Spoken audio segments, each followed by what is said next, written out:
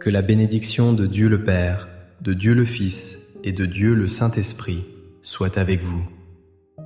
Qu'elle soit avec toute votre famille en ce moment même. Je vous salue, mes chers frères et sœurs. Je vous accueille dans cet espace sacré de prière, un lieu où le ciel touche la terre, un lieu où nos cœurs s'unissent en une seule voix, une voix qui monte vers le trône de la grâce. Aujourd'hui, nous ne sommes pas ici par hasard. Nous sommes réunis par un appel divin, un désir profond de voir nos familles transformées. Nous allons prier pour la protection, pour l'unité et pour la restauration. Je vous invite à ouvrir votre cœur entièrement. Laissez la présence du Seigneur vous envelopper. Imaginez qu'il dépose sur vos épaules un manteau de paix, un vêtement céleste qui calme toute anxiété. Il dissipe toutes les peurs et toutes les inquiétudes. Sentez la chaleur de son amour vous réconforter. Visualisez maintenant le Seigneur plaçant un sceau sur votre front, un sceau de protection divine sur vous, un sceau sur votre conjoint et sur chacun de vos enfants. C'est la marque de son appartenance. C'est la promesse qu'aucun mal ne vous atteindra. Que la lumière de sa présence illumine votre demeure. Qu'elle chasse toutes les ténèbres et toute confusion. Que votre maison devienne une forteresse de paix, un sanctuaire d'amour où l'ennemi ne peut entrer. Nous nous tenons ensemble dans la foi. Nous croyons en la puissance de la prière unie. Et nous déclarons que ce temps est un temps de visitation divine pour vous et votre famille. Maintenant, entrons avec audace dans le combat spirituel. Car notre lutte n'est pas contre la chair et le sang. Elle est contre les puissances des ténèbres. Au nom puissant de Jésus-Christ, nous nous levons. Nous nous tenons sur la victoire acquise à la croix. Nous prenons autorité sur toute force du mal, toute force qui cherche à détruire nos familles. Nous lions l'esprit de division et de discorde, tout ce qui sème la querelle entre époux, tout ce qui crée des murs entre parents et enfants. Nous le lions et nous lui ordonnons de quitter vos maisons. Au nom de Jésus, nous brisons toute chaîne de malédiction générationnelle, toute parole négative prononcée sur votre lignée, toute habitude de péché qui se transmet de génération en génération. Nous déclarons qu'elles sont brisées aujourd'hui. Le sang de Jésus a payé le prix pour votre liberté. Nous annulons les plans de l'ennemi contre vos enfants. Nous annulons toute assignation de maladie, d'échec ou de rébellion. Nous les couvrons du sang précieux de l'agneau. Nous déclarons qu'ils sont une postérité bénie. Ils serviront le Seigneur et accompliront leur destinée. Nous proclamons la restauration sur votre mariage. Là où il y avait de la distance, nous déclarons la proximité. Là où il y avait de la froideur, nous déclarons la passion. Là où il y avait des blessures, nous déclarons la guérison. Nous ordonnons à tout esprit de confusion financière de partir. Nous libérons la bénédiction d'Abraham sur vos finances. Nous déclarons que vous êtes la tête et non la queue. Vous prêterez et vous n'emprunterez pas. Votre famille prospérera pour la gloire de Dieu. Nous proclamons que votre maison est un lieu de refuge. C'est une ambassade du royaume des cieux sur la terre. Et aucune arme forgée contre vous ne prospérera.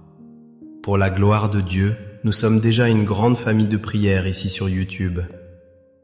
Je voudrais aussi que vous laissiez votre like, votre j'aime, car chaque fois que vous faites cela, vous signalez à YouTube que ce que vous voyez et entendez est bon pour vous, et qu'il peut l'envoyer à d'autres personnes.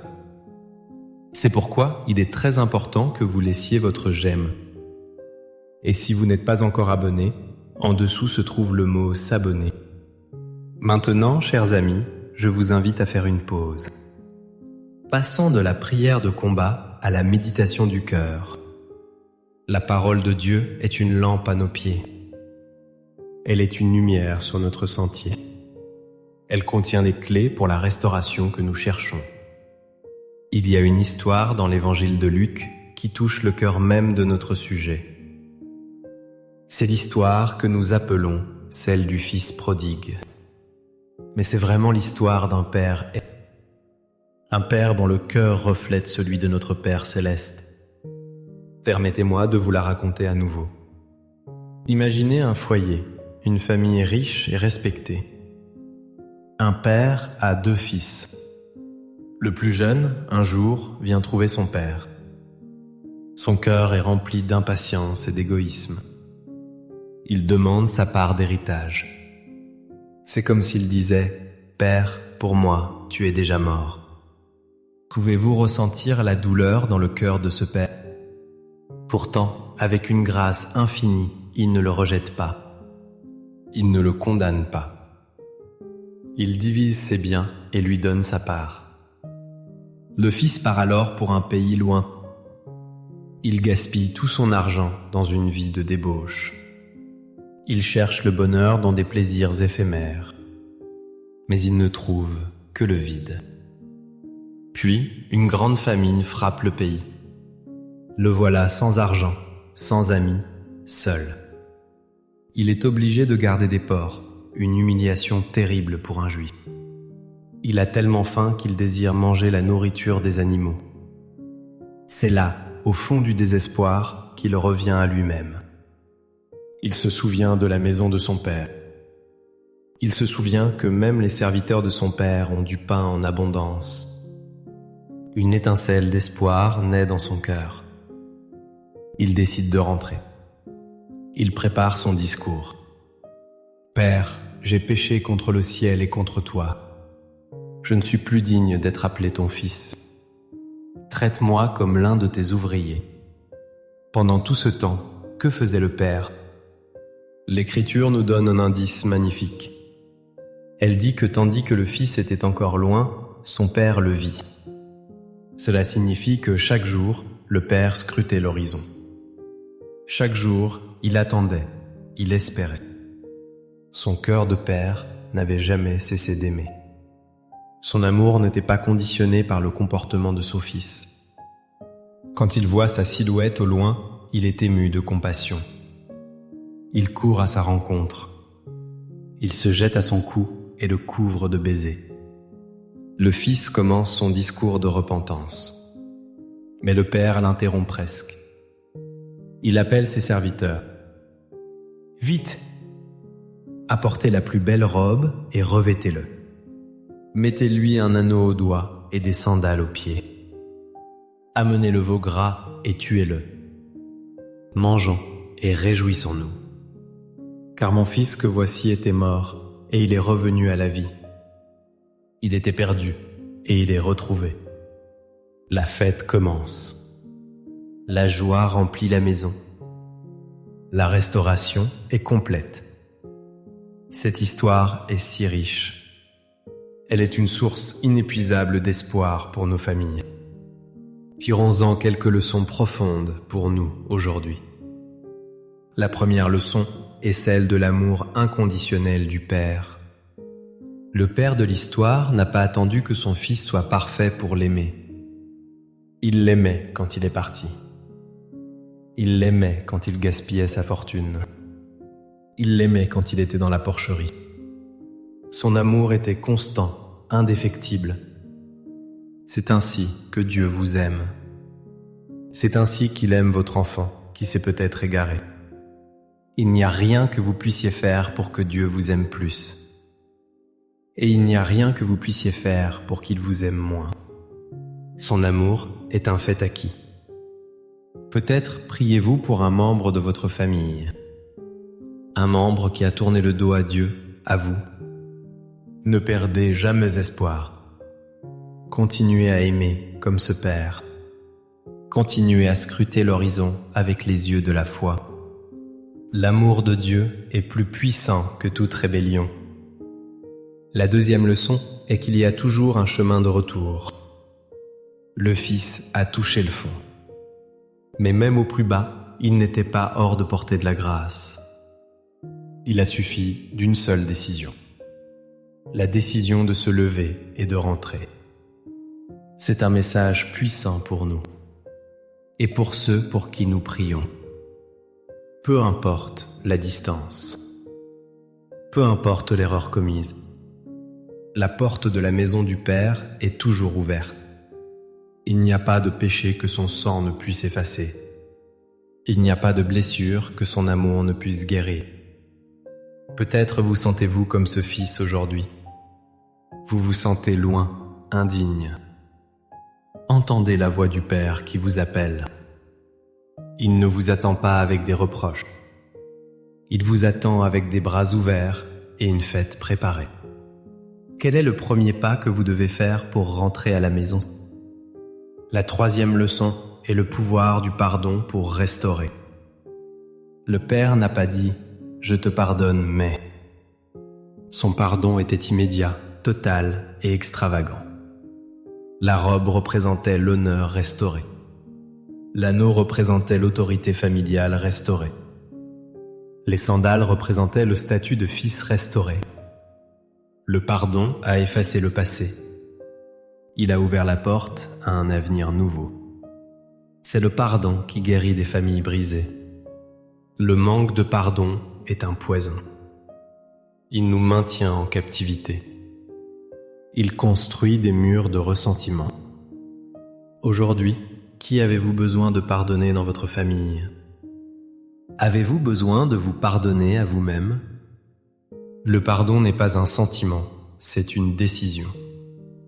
C'est la décision de libérer l'autre et de vous libérer vous-même. C'est en pardonnant que nous reflétons le cœur de notre Père céleste. C'est le catalyseur de la restauration divine. Ces vérités magnifiques sur l'amour du Père trouvent un écho puissant dans les psaumes. Les psaumes sont le livre de prière de la Bible. Ils expriment toute la gamme des émotions humaines. Le psaume 91 est l'une des plus grandes déclarations de foi. C'est la promesse personnelle de protection du Père pour chacun de ses enfants. C'est le bouclier divin pour votre famille. Alors que je lis ces paroles, recevez-les personnellement. Appliquez-les par la foi sur chaque membre de votre foyer. Fermez des yeux si vous le pouvez. Laissez chaque mot pénétrer profondément dans votre esprit. Accueillez cette vérité comme un baume apaisant pour votre âme. Celui qui demeure sous l'abri du Très-Haut repose à l'ombre du Tout-Puissant. Je dis à l'Éternel, mon refuge et ma forteresse, mon Dieu en qui je me confie. Car c'est lui qui te délivre du filet de l'oiseleur, de la peste et de ses ravages. Il te couvrira de ses plumes, et tu trouveras un refuge sous ses ailes. Sa fidélité est un bouclier et une cuirasse. Tu ne craindras ni les terreurs de la nuit, ni la flèche qui vole de jour, ni la peste qui marche dans les ténèbres, ni la contagion qui frappe en plein midi. Que 1000 tombent à ton côté et 10 000 à ta droite, tu ne seras pas atteint. De tes yeux seulement tu regarderas, et tu verras la rétribution des méchants. Car tu es mon refuge, ô Éternel. Tu fais du Très-Haut ta retraite. Aucun malheur ne t'arrivera, aucun fléau n'approchera de ta tente. Car il ordonnera à ses anges de te garder dans toutes tes voies. Ils te porteront sur les mains, de peur que ton pied ne heurte contre une pierre. Tu marcheras sur le lion et sur l'aspic, tu fouleras le lionceau et le dragon. Puisqu'il m'aime, je le délivrerai. Je le protégerai, puisqu'il connaît mon nom. Il m'invoquera et je lui répondrai. Je serai avec lui dans la détresse. Je le délivrerai et je le glorifierai. Je le rassasierai de longs jours et je lui ferai voir mon salut. Maintenant, Père Céleste, fortifié par ta parole et par l'exemple de ton amour infini, nous venons devant toi. Nous venons avec audace et humilité. Nous te présentons nos familles, nos maisons, nos cœurs. Seigneur, nous prions d'abord pour l'unité. Là où il y a des fractures, nous prions pour la réconciliation. Seigneur, envoie ton Esprit Saint pour adoucir les cœurs endurcis. pour abattre les murs de fierté et de ressentiment. Nous prions pour les mariages qui sont sous pression. Restaure la communication, la tendresse et l'engagement. Ravive la flamme du premier amour. Fais de chaque couple un témoignage vivant de ton alliance. Nous prions pour les relations entre parents et enfants. Donne aux parents la sagesse, la patience et l'amour inconditionnel. Donne aux enfants des cœurs obéissants et respectueux. Guéris les blessures du passé. Restaure l'honneur et la confiance mutuelle. Nous prions pour la paix entre frères et sœurs. Remplace la jalousie et la rivalité par le soutien et l'affection. Seigneur, nous te prions maintenant pour la protection. En nous appuyant sur les promesses du psaume 91, nous déclarons ta protection sur nos familles. Protège-nous du mal physique, des accidents, des maladies. Protège-nous du mal spirituel, des tentations et des attaques de l'ennemi. Nous plaçons un bouclier de foi autour de nos enfants. Qu'ils grandissent dans la connaissance de toi. Protège leurs esprits des mensonges du monde.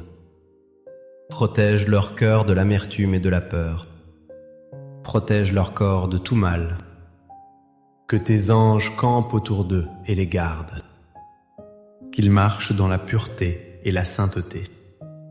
Qu'ils trouvent leur identité et leur valeur en toi seul. Seigneur, comme le berger du psaume 23, nous prions pour ta provision. Tu es notre berger, nous ne manquerons de rien. Nous te prions pour la provision financière pour chaque famille qui écoute. Ouvre les écluses des cieux. Pourvois à chaque besoin selon ta richesse dans la gloire. Libère les familles du fardeau de la dette. Donne-leur la sagesse pour gérer leurs ressources. Fais-les prospérer pour qu'ils puissent être une bénédiction pour les autres. Nous prions aussi pour la provision émotionnelle et spirituelle. Remplis nos maisons de joie, de paix et de rire. Que chaque membre de la famille se sente aimé, valorisé et en sécurité. Que ta parole soit notre nourriture quotidienne.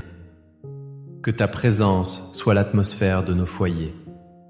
Enfin, Seigneur, nous prions pour la restauration complète. Nous prions pour chaque fils et chaque fille prodigue. Où qu'ils soient, Père, touche leur cœur.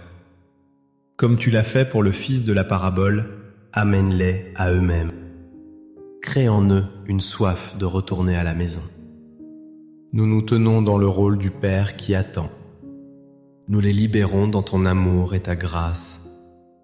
Nous attendons avec foi leur retour. Nous préparons déjà la fête pour célébrer. Nous prions pour la guérison des corps, pour chaque personne qui lutte contre la maladie.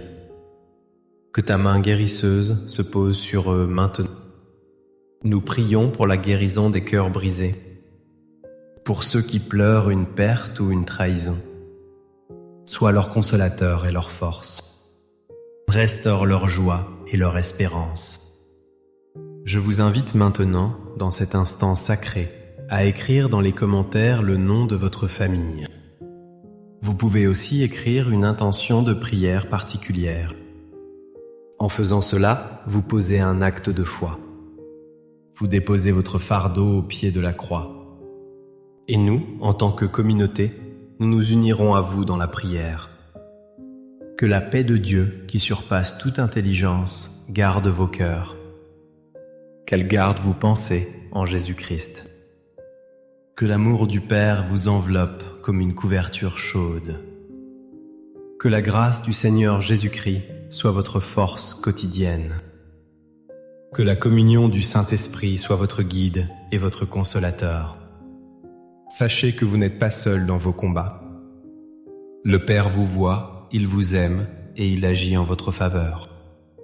Sa fidélité est grande et ses compassions ne sont pas à leur terme. Elles se renouvellent chaque matin. Gardez espoir. Tenez ferme dans la foi. La restauration est en chemin.